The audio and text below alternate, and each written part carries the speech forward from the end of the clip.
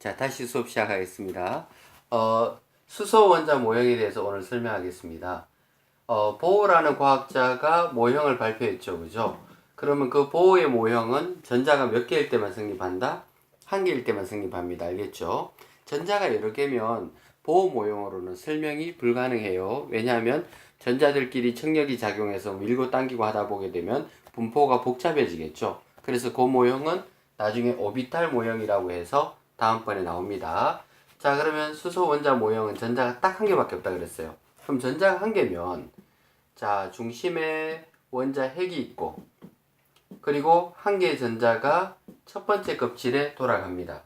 첫 번째 껍질을 K 껍질이라 그러죠. 그러면 K 껍질에 조용히 돌고 있으면 괜찮은데, 이 전자가 에너지를 받아가 밖으로 튀어나가려 그러죠. 그러면, 자, 에너지를 조금 받았을 때는 조금 나가고 많이 받으면 많이 나가고 이런 게 아니에요. 이게 딱딱 정해져 있어요. 아무 때나 튀어나가는 게 아니고 얘가 아무 궤도나 돌아가는 게 아니고 두 번째 궤도, 세 번째 궤도, 네 번째 궤도 정해져 있거든요. 그러면 그 궤도에 맞는 값이 돼야지 튀어나갈 수가 있어요.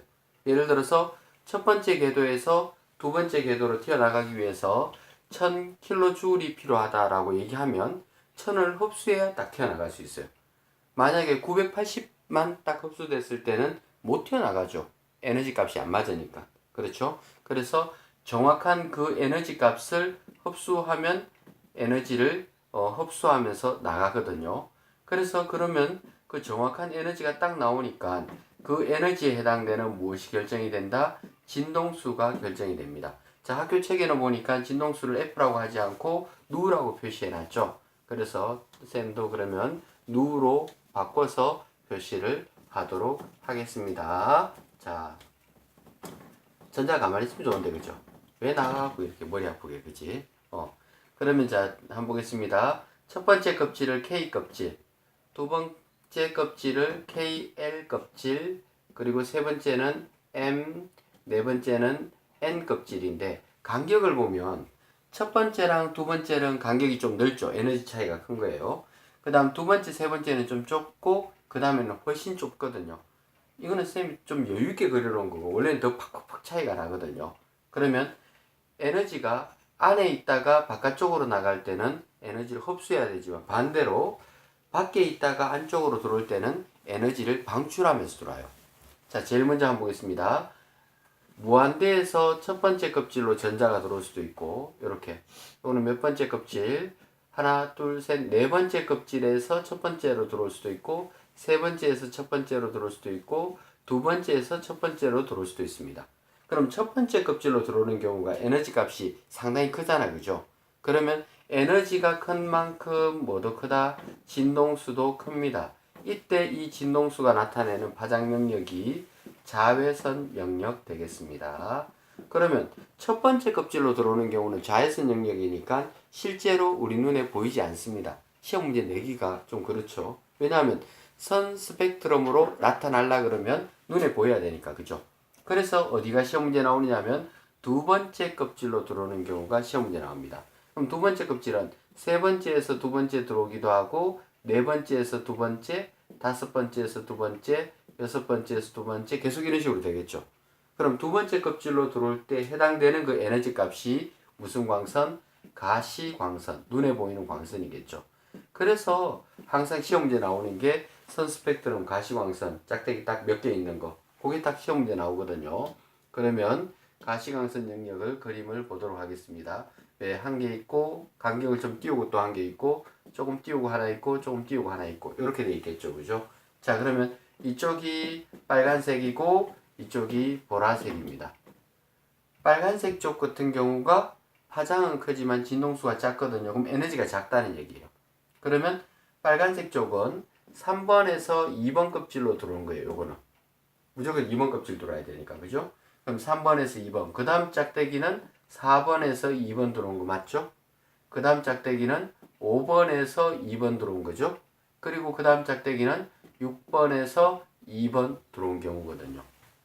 딱 정해져 있어요. 초록 짝대기 한 4개, 5개, 여기 다거든요. 그죠? 그러면 그렇게 알고 문제를 푸시면 됩니다. 알겠죠? 그러면 3번 껍질에서 2번 껍질로 들어올 때는 뭐 진동수나 에너지 값을 계산하는 방법이 또 있어요. 자, 요런 에너지 공식 본 적 있죠? in equal 마이너스 n 제곱분의 1312 가는 킬로줄 퍼 몰 단위를 사용하고 있습니다. 그럼 요거는 뭐냐면 각 껍질마다 에너지 값이 정해져 있어요. 그러면 n에다가 1을 넣으면 1번 껍질이겠죠. 1번 껍질은 마이너스 1312 킬로줄 퍼 몰에 해당되는 에너지를 갖고 있습니다. 그럼 2번 껍질에서 가진 에너지는 4로 나누면 되겠죠. 그러면 1312를 4로 나누게 되면 얼마 되겠어요? 그죠? 3 들어가겠죠. 그죠? 그 다음에 얼마쯤 될까요? 값이 뚜루뚜루 계산. 그죠? 대략 300 조금 넘겠죠. 그죠? 그 다음에 9로 나누게 되면 세 번째 껍질은 100 얼마가 나오겠죠.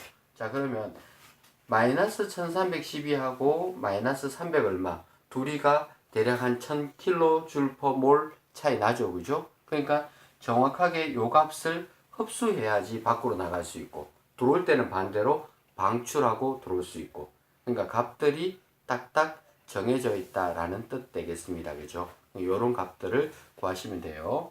그럼 외워야 되는 거는 첫 번째 껍질하고 관련되는 에너지는 라이먼 계열이라 그러죠. 들어본 적 있죠? 라이먼 계열. 그 다음 두 번째 껍질이 발머 계열이죠. 가시광선 영역입니다. 세 번째 계열이 파션 계열 되겠습니다. 그러면 자외선, 가시광선, 적외선 영역 그 정도까지가 시험에서 다뤄진다라고 보시면 되겠습니다. 자, 그 다음 내용 보도록 하겠습니다. 그러면 방금 공부했는 내용 같은 경우는 보호 모형은 전자가 한 개일 때만 성립하죠. 그러면 전자가 한 개가 아니고 전자가 여러 개 있을 때는 과연 어떤 모양이 나타날까? 그거는 바로 오비탈 모형이라는 새로운 모형이 나옵니다. 원래 모형이 총 5가지죠. 총 5가지인데 돌턴의 원자 모형이 있었고요. 그죠? 그 다음에 톰슨이 전자를 발견하면서 톰슨 모형이 있었습니다. 그 다음 플러스가 중심에 모여 있다고 생각했을 때 러더퍼드 모형이 있었죠. 그죠? 그리고 방금 보호가 이제 전자가 제자리에 가만히 있는 게 아니고 껍질마다 정확하게 딱딱 궤도가 있어가지고 그 궤도만 돌도록끔 되어 있다라고 얘기한 것이 보호 모형입니다. 그리고 보호 모형으로 전자 배치도 나타낼 때는 껍질로 표현해야 됩니다. 예를 들어서 칼슘은 번호가 20번이죠. 그럼 전자 20개를 나타내야 되죠. 그러면 들뜬 상태 말고 들뜬 상태는 전자가 더 튀어나갈 수 있는 거거든요. 기저 상태, 안정된 상태를 한번 보도록 하겠습니다. 그럼 20개니까 K 껍질에 전자 2개 들어가면 안정되죠. 그 다음 L 껍질에 전자 8개, M 껍질에 전자 8개 채우고 N 껍질에 전자 2개를 채우시면 됩니다. 그래서 칼슘은 제일 마지막 궤도를 도는 전자의 개수가 2개 되는 거 맞죠? 그래서 2개, 8개, 8개, 그 다음 이런 순서로 채워주면 되거든요. 근데 오비탈 모형으로 표현하게 되면 좀 더 구체화돼야 되잖아요. 그죠? 그래서 이거는 보호의 원자 모형으로 표현된 방법이다라고 생각하시면 되겠습니다. 자, 그러면 현대적인 모형에 대해서 한번 들어볼게요. 현대적인 모형은 왜 궤도가 정확하지 않냐면 한번 봐요. 플러스가 중심에 돌고 있고 전자가 돌아갑니다. 한 개일 때는 다른 전자가 없으니까 서로 밀고 당기고 이런 게 전혀 없거든요. 그런데 만약에 전자가 한 개라도 더 있으면 어떤 결과가 나올까요? 이 플러스하고 마이너스 사이에 적당하게 당기면서 돌고 있는데 갑자기 안쪽에 도는 전자가 중간에 확 지나가면서 이 마이너스를 밀어버리겠죠. 아니면 플러스와 마이너스 사이를 가로막아 버리겠죠. 요거를 가리움 효과라고 그러거든요.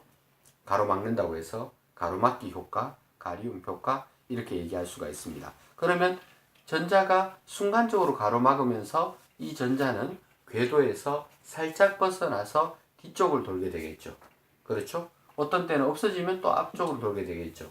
그러면 왔다 갔다 하면서 점을 찍겠죠. 물론 이 궤도 주변을 돌기는 도는데 정확하게 그 궤도 위에만 도는 것이 아니고 궤도 주변을 왔다 갔다 하면서 확률적으로 점을 찍게 돼요. 그렇죠? 그러면 이 확률적인 이 분포도를 갖다가 오비탈이라고 얘기를 합니다. 그러면 이제 첫 번째 껍질은 S 오비탈이라 그래서 구 모양으로 생겼죠. 구 모양으로 생겼고 또 R형 모양처럼 생긴 것도 있죠. 그렇죠. p 오피탈이라고 해서 R형 모양처럼 생긴 것도 있고, 그 외에도 D라든가 더 복잡한 모양들이 굉장히 많이 나오거든요. 근데 우리가 자세히 공부할 수 있는 거는 P라든가 또는 S 오피탈 정도까지 공부하시면 되겠습니다. 그래서 오피탈이란 뜻은 보게 되면 전자가 존재할 확률이에요. 이 확률을 나타내는 함수 값을 갖다가 오피탈이라고 얘기합니다. 그렇죠. 오피탈 어떤 공간, 어떤 공간에 분포할 확률, 그렇게 보시면 되겠습니다. 그래서 오피탈은 대표적으로 이제 S 오비탈하고 P 오비탈에 대해서 공부하겠습니다. 더 복잡하게 많지만 너무 복잡해요. 그죠? 나오는 과정은 이 두 개까지 아시면 됩니다. 그러면 S 오비탈은 생긴 모양이 구 모양으로 생겼습니다. 그럼 구 모양으로 생기다 보니까 방향성이 없어요. 특정 방향이 있는 게 아니고 온 사방이 다 확률적으로 똑같잖아요. 그죠? 그래서 구 오피탈 같은 경우는 구형은 S 오피탈은 방향성이 없습니다. 방향성이 없고 생긴 모양은 구형으로 생겼다는 겁니다. 이 S 오피탈 속에는 전자가 몇 개 들어갈 수 있다? 2개 들어갈 수 있습니다. 한 방에 2개씩 들어가요. 전자들끼리니까 같은 방에 들어가기 싫겠죠. 그렇지만 한 방에 2개씩은 채워 나갑니다. 독방 쓰면 좋긴 좋겠지만, 그죠? 근데 둘이서 한 방을 쓸 때도 마찬가지입니다. 거꾸로 누워요. 무슨 말이냐면 한 개의 전자가 이쪽 방향으로 이렇게 스핀을 먹고 돌면 나머지 한 개의 전자는 반대 방향으로 스핀을 먹고 최대한 두 전자가 거리를 유지하면서 안 마주치기를 원하겠죠. 그죠? 그런 방법으로 두 개의 전자가 한 공간 속에 함께 들어가 있습니다. 그래서 S 오피탈은 구형이기 때문에 방향성은 없다라고 하시면 되겠고, P 오피탈 같은 경우는 방향성이 있어요. X축도 있고 Y축도 있고 Z축도 있고. 왜냐하면 생긴 모양이 무슨 모양으로 생겼다? R형처럼 생겼거든요. 점선 꺾고 이렇게. 그러면 R형처럼 요렇게 생긴 방을 돌고 있어요. 전자가 구 모양으로 이렇게 도는 게 아니고 전자가 R형처럼 이렇게 생긴 모양을 도는 거예요.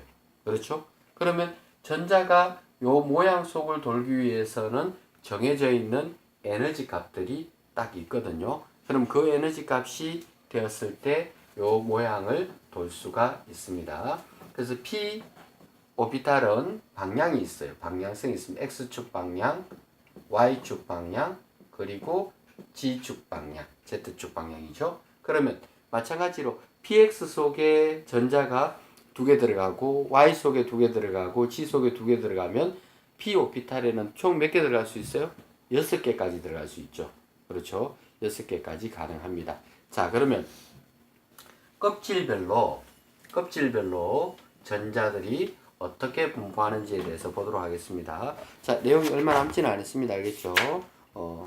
자, 그러면 오피탈까지 설명하고 마무리 짓겠습니다. 자, 한번 보자. 잠시 쉬었다가 그 다음에. 자, 그러면 첫 번째 K. K 껍질은 어떻게 보면 1번 껍질이죠. 그래서 K 껍질을 보호에서는 K라고 표현하지만 여기서는 K라고 표시하지 않고 주양자수라 그래서 1이라고 씁니다. 1번, 2번, 3번, 4번 이렇게 숫자로 표시해요. 그래서 1번이 주양자수입니다. 1번 껍질에는 S 오피탈밖에 없어요. 그래서 1S 전자는 2개밖에 못 들어가겠죠. 그죠? 그 다음에 KL L 껍질에는 S 오피탈도 있고 P 오피탈도 있거든요. 그러면 S 오피탈에 전자가 2개, P 오피탈에 6개. 이거는 2라고 적어야 되겠죠. 2S, 2P. 왜냐하면 두 번째 껍질이니까 주양자 수는 2번 되겠습니다. 그죠? 오피탈 모양은 S와 P 2개 들어가니까. 그럼 전자가 최대한 몇 개까지 채워져요? 8개까지 들어갈 수 있어요. S에 2개, P에 6개, 합해서 8개까지 들어갈 수가 있습니다. 그렇죠?